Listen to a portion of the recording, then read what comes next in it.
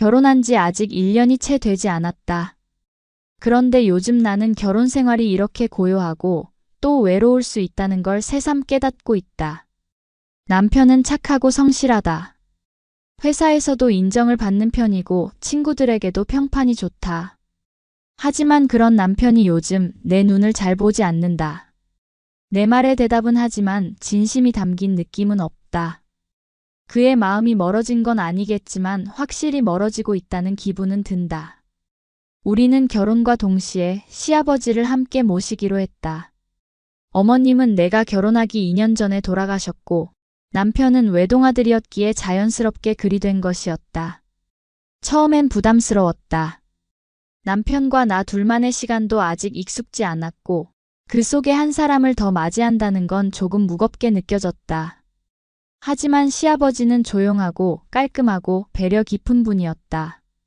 나보다 아침에 일찍 일어나셨고 내가 설거지를 하려고 하면 늘 말없이 치워주시기도 했고 내가 힘들어 보일 땐 차를 조용히 한 잔 내려서 놓아주시곤 했다. 처음엔 그런 모습이 다정하게 느껴졌다. 그리고 어느 순간부터 그 다정함이 이상하게 마음 한구석을 간지리기 시작했다. 남편은 요즘 야근이 잦다. 출장도 늘어났고 밤늦게 들어오는 날이면 말없이 씻고 누워버리기 일쑤였다. 나는 그런 남편에게 섭섭함을 느끼면서도 괜히 눈치를 보게 되었다. 자기 피곤한데 왜 말을 걸어? 내 마음속에 그런 생각이 들면서 나는 더 이상 말을 꺼내지 않게 됐다. 그렇게 자연스럽게 나는 아버님과 대화가 늘어나기 시작했다. 식탁 앞에 둘이 앉아 가끔 날씨 이야기, 가끔 뉴스 이야기, 그리고 아주 가끔은 내 요리에 대해 이야기했다. 아버님은 늘 고맙다고 하셨다. 그 말에 나는 이상하게 안심이 됐고 어느 날은 그 말이 듣고 싶어서 더 정성 들여 반찬을 만들었다. 물론 그런 감정이 잘못됐다는 건 알고 있다. 그저 외로움을 달래는 정도였다고 믿고 싶었다. 어느 날 밤 남편은 또 출장 중이었다.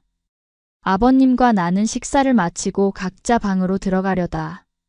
거실 불을 끄지 않고 잠시 앉아 있었다.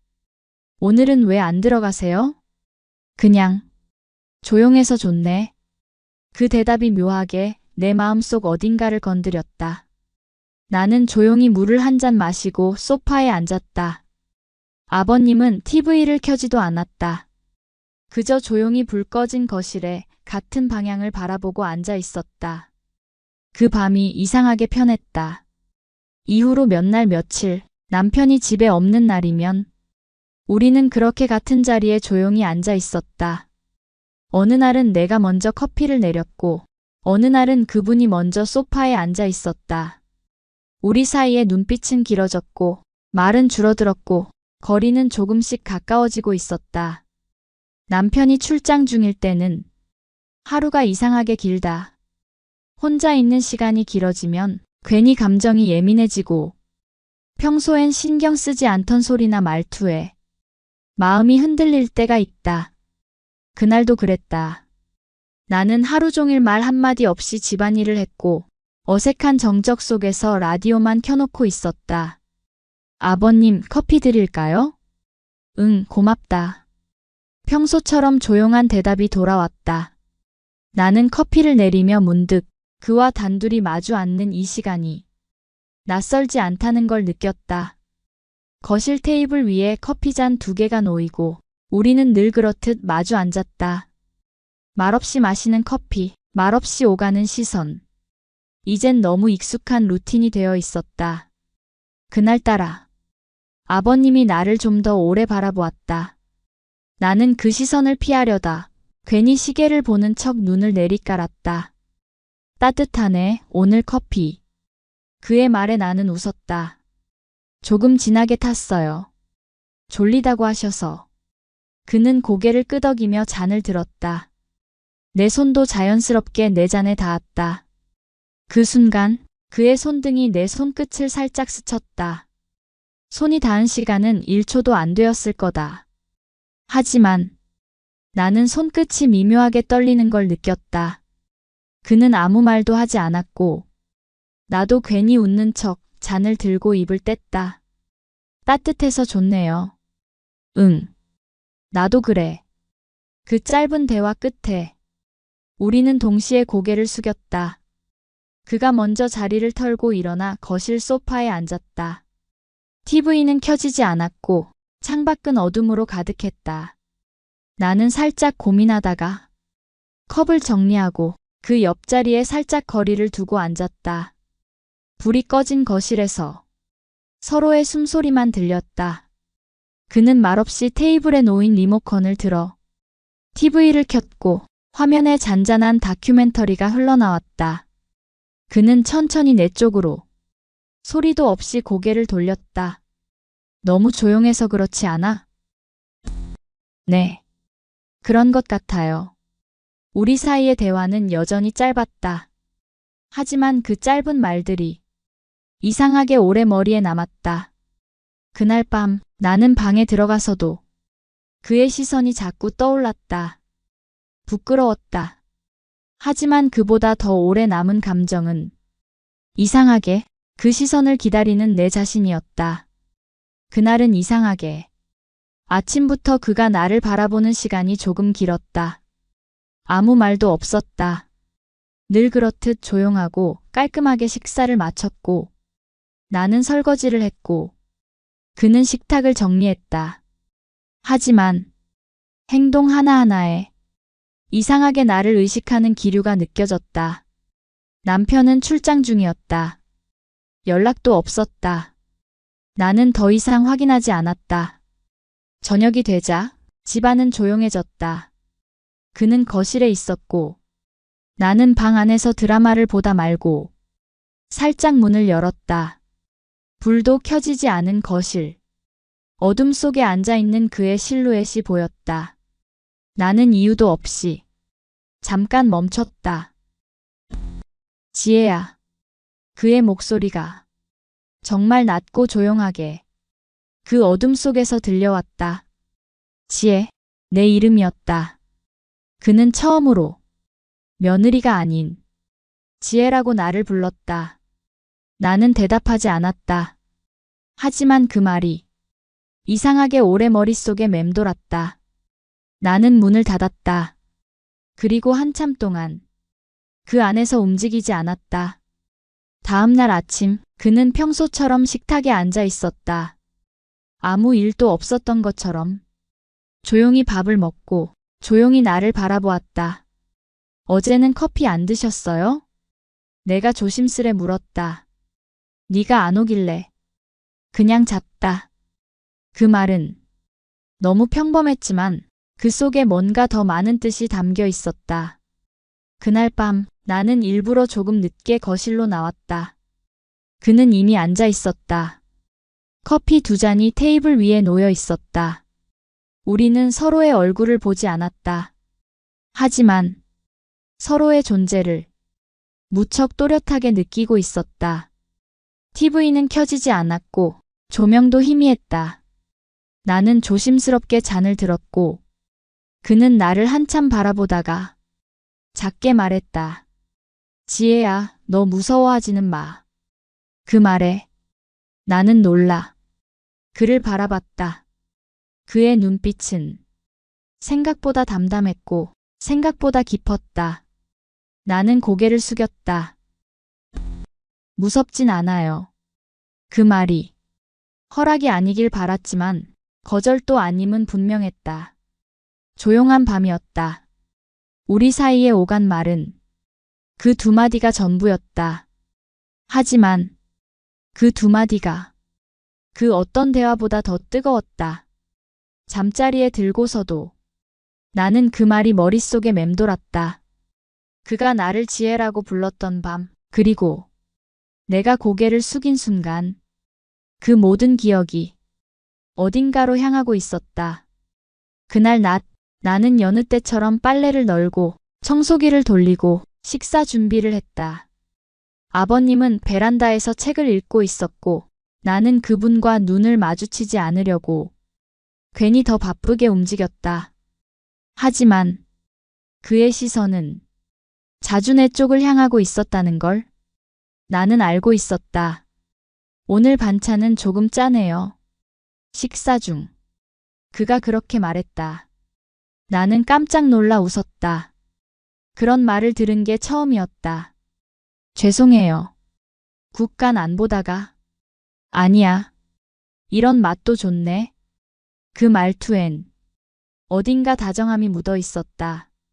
우리는 식사를 마치고 각자 방으로 들어갔다. 나는 드라마를 켰다. 하지만 아무 내용도 머리에 들어오지 않았다. 오전 내내 나는 아버님의 지혜야라는 호칭이 계속 맴돌았다. 그 목소리의 톤, 그 눈빛, 그리고 내가 아무 말 없이 문을 닫았던 그 순간까지 나는 이제 더 이상 단순히 며느리로 존재하고 있지 않다는 걸 어렴풋이 느끼고 있었다. 밤이 되자 남편은 또 연락이 없었다. 오늘도 안 오겠구나. 나는 조용히 불을 끄고 침대에 누웠다. 하지만 눈은 감기지 않았다. 잠시 후 조용한 복도 너머에서 누군가의 방문 여는 소리가 들렸다. 나는 순간 멈칫했다. 그 다음 내 손이 문 손잡이를 향했다. 똑같이 살며시 문을 열었다.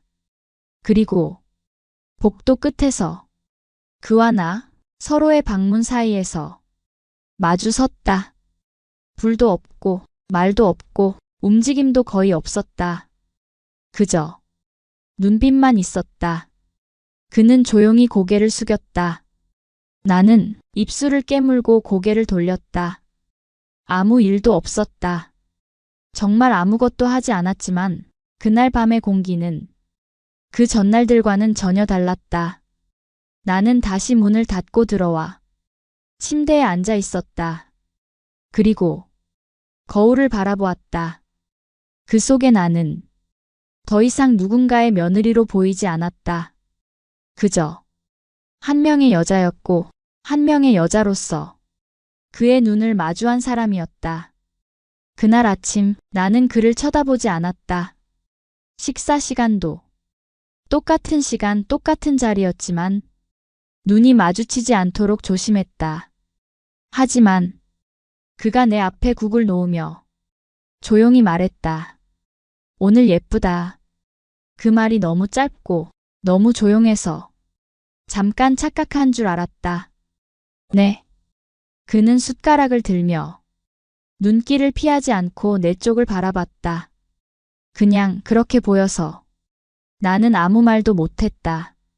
식탁 위에서 숟가락을 쥔 손이 조금 떨렸다. 하루 종일 그 말이 머릿속에서 맴돌았다. 그가 나를 바라보던 눈빛, 그때의 표정, 그리고 그 짧은 문장. 나는 그날 밤 일부러 조금 일찍 거실로 나갔다. 그는 소파에 앉아 있었고 조명을 켜지 않았다. 나도 조용히 맞은편에 앉았다. 테이블 위엔 커피가 없었다. TV도 꺼져 있었다. 서로의 숨소리만 들렸다. 한참을 말없이 앉아 있다가 그가 먼저 움직였다.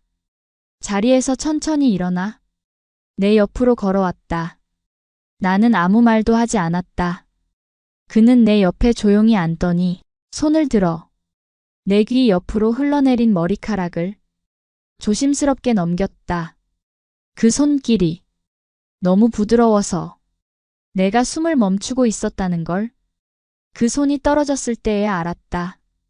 나는 그를 보지 않았다. 하지만 고개를 숙인 채 가만히 입술을 깨물었다. 그는 손을 내린 후 조용히 말했다. 미안해. 하지만 더는 모른 척이 안 돼. 그 말은 오히려 안심처럼 느껴졌다. 내 마음속에 있던 말들을 그가 대신해주는 것 같았기 때문이다. 나는 천천히 고개를 끄덕였다. 저도 이제 모르겠어요. 그 밤 우리는 말없이 그 자리에 오래 앉아 있었다. TV도 커피도 대화도 없었지만 그 순간만큼은 서로가 서로를 남이 아니라고 느꼈다. 다음 날 아침 식탁에 앉은 우리는 예전처럼 어색한 거리를 두지 않았다. 그는 먼저 내게 미소를 지었고 나는 말없이 고개를 끄덕였다. 며느리라는 단어는 우리 사이에서 더 이상 입에 담기지 않았다. 그날 남편은 퇴근 후 친구들과 술을 마신다고 했다. 나는 무심하게 그래요라고 대답했고 그 대답 속에 담긴 의미를 그는 모를 것이다. 시간이 늦어질수록 나는 그와의 밤을 기다리고 있었다. 거실의 조명은 오늘도 꺼져 있었고 그는 조용히 소파에 앉아 나를 기다리고 있었다. 나는 맨발로 다가가 그의 옆에 앉았다. 우리는 말없이 TV를 켰지만 아무것도 보지 않았다. 그는 조용히 내 쪽을 바라보았고 나는 손등을 조심스레 그의 쪽으로 옮겼다. 그 순간 그의 손이 먼저 나를 감쌌다. 그리고 처음으로 나는 그의 손을 쥐었다. 두 손이 맞닿은 그 상태로 우리는 아무 말도 하지 않았다. 그 손이 천천히 내 손가락을 감쌌고 나는 피하지 않았다.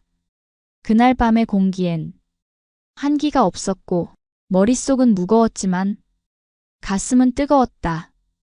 그의 손이 내 손에서 손목으로 팔꿈치까지 미끄러져 왔을 때 나는 가만히 눈을 감았다.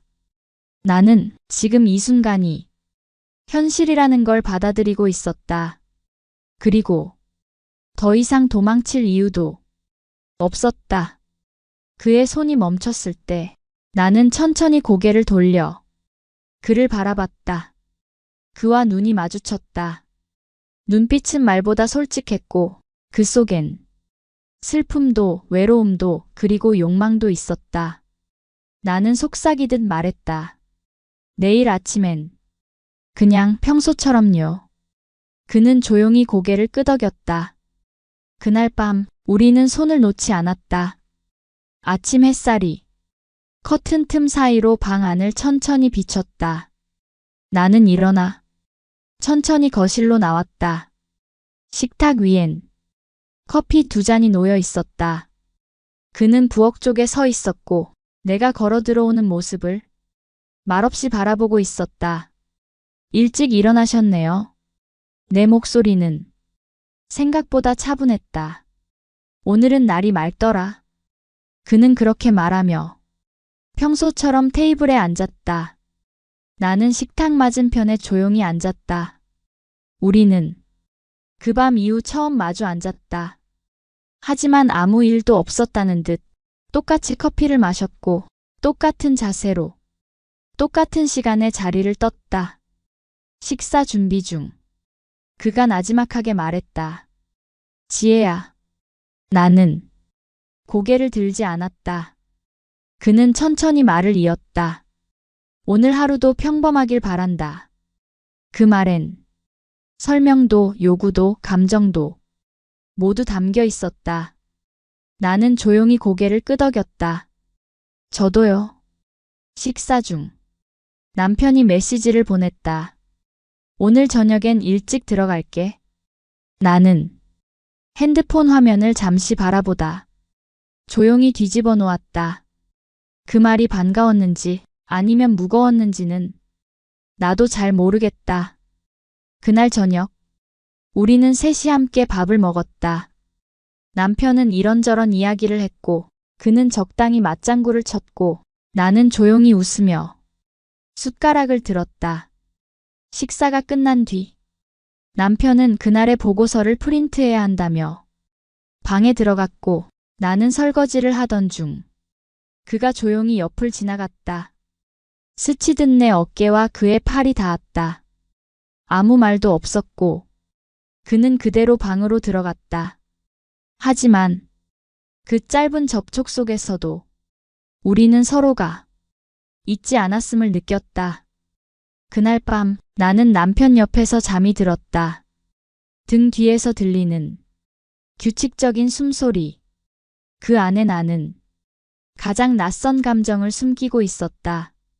아무 일도 없었던 듯. 우리는 평소처럼 살고 있지만 서로는 안다. 그날 밤 이후 우리는 절대 예전으로 돌아갈 수 없다는 걸. 일단 제 이름은 혜진이고요. 조금 넘은 평범한 가정주부입니다. 사건이 벌어진 날은 평소와 다를 것 없는 금요일 저녁이었어요. 남편은 벌써 5년 전에 좋은 곳으로 떠났고 아들은 직업군인으로 철원에 있어서 집에는 늘 저 혼자예요. 사실 혼자 사는 게 익숙해진 지는 꽤 됐지만 가끔씩은 너무 조용해서 심심할 때도 많아요. 그날도 딱히 특별한 계획은 없었어요. 저녁밥으로 냉장고에 있던 김치찌개를 태워 먹고 설거지를 대충 끝낸 뒤 소파에 앉아 넷플릭스를 켰죠. 요즘 빠져있는 드라마가 있는데 일본 드라마 고독한 미식가예요. 혼자 밥 먹으면서 그 드라마를 보면 이상하게 덜 외로운 기분이 들더라고요. 드라마를 보다가 문득 맥주가 생각났어요. 냉장고를 열어보니 딱 2캔 남아있더라고요. 아, 내일 마트 가야겠다 하고는 맥주 1캔을 꺼내서 따고 드라마랑 같이 홀짝거리며 마셨죠. 맥주는 시원했고 드라마 속 주인공이 맛있게 먹는 음식들을 보니 저도 괜히 더 기분이 좋아졌어요. 첫 캔을 금방 비우고 나니 뭔가 아쉬운 기분이 들어서 2번째 캔도 바로 땄어요. 사실 요즘 들어 잠이 잘 안 와서 밤마다 뒤척이는 일이 많았거든요. 근데 맥주를 1~2캔 마시면 몸이 살짝 나른해지면서 잠이 잘 오더라고요. 그래서 저만의 수면제처럼 자주 이용하고 있었죠. 2번째 캔도 반쯤 마셨을 때쯤 드라마는 끝났고 저는 슬슬 눈꺼풀이 무거워지기 시작했어요. 아, 이제 좀 자야겠다 싶어서 맥주 캔을 싱크대에 두고 불을 끄고 안방으로 들어갔어요. 방 안은 적당히 어두웠고 침대에 누우니 이불이 포근하게 몸을 감싸주는 느낌이 참 좋더라고요. 눈을 감고 누워있으니 맥주 덕분인지 몸이 나른해지고 머릿속이 편안해지면서 금방 잠이 올 것 같았어요. 오늘도 별일 없이 지나간 하루구나 하고 생각하며 천천히 숨을 고르는데 그때까지는 정말 평화로웠어요. 한참 자고 있는데 갑자기 현관문 열리는 소리가 들리는 거예요. 뭐야? 아들이 휴가 나왔다가 술 한잔하고 지금 들어오나 보네. 저는 처음엔 그냥 그렇게 생각했어요. 아들이 가끔 갑작스럽게 휴가를 나오기도 해서 별로 놀라지도 않았죠. 그래서 다시 눈을 감고 잠을 청하려고 했어요. 그런데 이상하게 뭔가 느낌이 묘하더라고요. 평소에 아들이 집에 들어올 때는 특유의 패턴이 있었거든요. 술이라도 한 잔 걸치고 오면 현관문을 열 때부터 약간 어수선한 소리가 나요. 신발을 벗다가 툭 떨어뜨리거나 문을 세게 닫거나 발소리가 어기적거리면서 쿵쿵 울리는 시기죠. 그런데 이날은 이상하게도 너무 조용했어요. 발소리가 마치 누군가 일부러 들키지 않으려고 조심조심 걷는 것처럼 들리는 거예요. 신발 벗는 소리도 거의 안 들리고 문 닫는 소리도 아주 살짝만 났어요. 평소 같으면 엄마, 나왔어 하고 큰 소리로 외칠 텐데 이날은 그런 인사도 없었고요. 뭐야?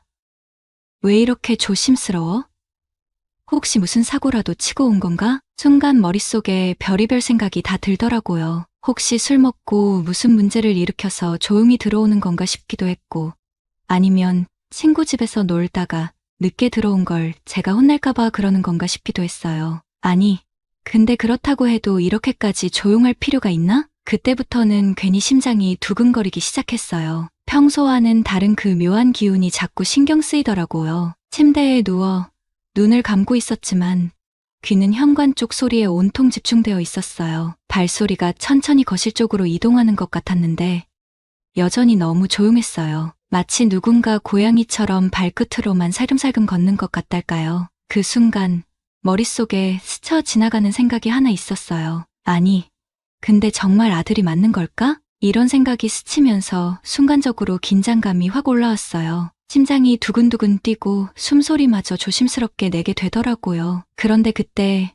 문이 아주 살짝 열리는 소리가 들렸어요. 저는 본능적으로 몸을 이불 속에 더 깊이 숨겼어요. 그리고 눈을 반쯤 뜨고 슬쩍 문 쪽을 봤죠. 누군가 방 안으로 들어오고 있었어요. 어둠 속이라 얼굴은 잘 보이지 않았지만 희미한 실루엣으로 키랑 체격이 얼핏 아들이랑 비슷해 보이더라고요. 그래서 순간적으로 아, 역시 아들이구나 하고 안심했어요. 그 사람은 침대 옆에 서서 잠시 머뭇거리더니 갑자기 옷을 벗기 시작했어요. 겉옷이 바닥에 툭 떨어지는 소리가 들렸고 이어서 티셔츠인지 뭔지 또 하나를 벗어서 대충 침대 옆에 던지더라고요. 저는 그 모습을 이불 속에서 지켜보면서도 별다른 의심은 들지 않았어요. 아구, 이놈 어디서 술을 이렇게 많이 먹고 지방도 못 찾아 들어왔나 보네. 그렇게 생각했죠. 아들이 예전에도 술에 취하면 가끔 제 방으로 들어와서 자는 일이 있었거든요. 그래서 그날도 그냥 그런가 보다 싶었어요. 그 사람은 옷을 다 벗고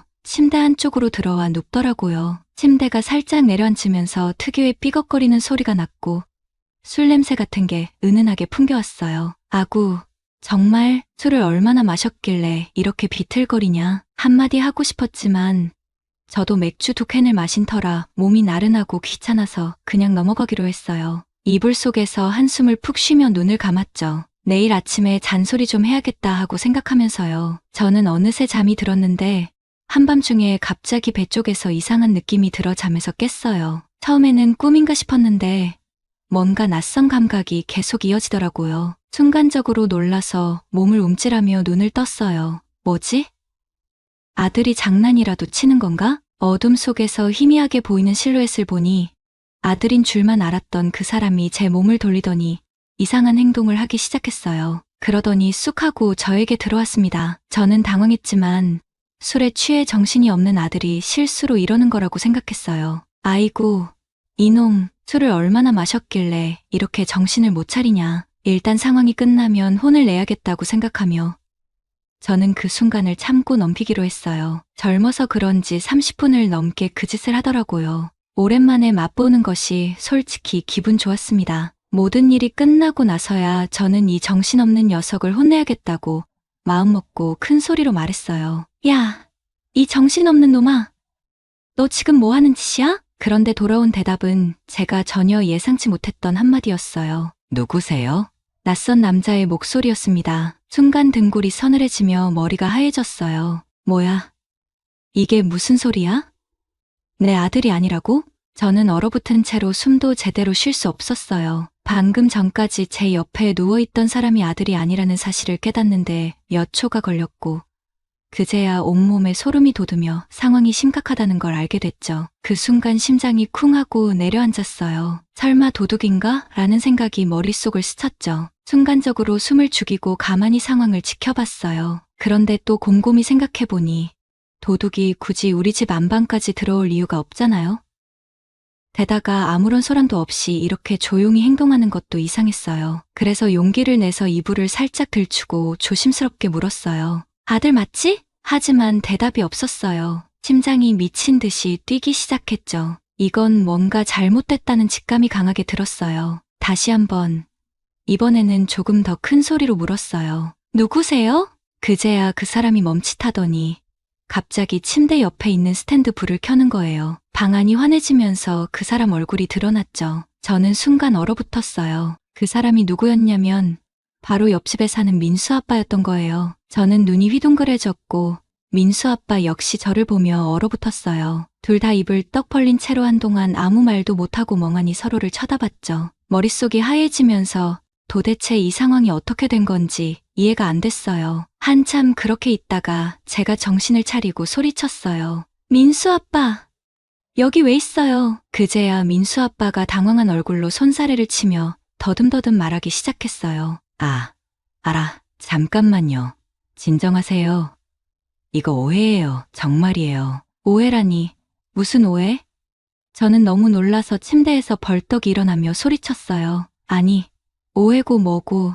지금 뭐 하는 거예요? 여기가 어디라고 들어와요. 민수 아빠의 얼굴은 새빨개져 있었고 그는 머리를 긁적이며 어쩔 줄 몰라 했어요. 아니, 그러니까 저도 잘 모르겠어요. 술을 좀 마시고 집에 들어왔는데 뭔가 좀 이상하더라고요. 그러다 보니까 저는 황당해서 말을 잇지 못했어요. 아니, 그래서 왜 우리 집에 들어왔냐고요?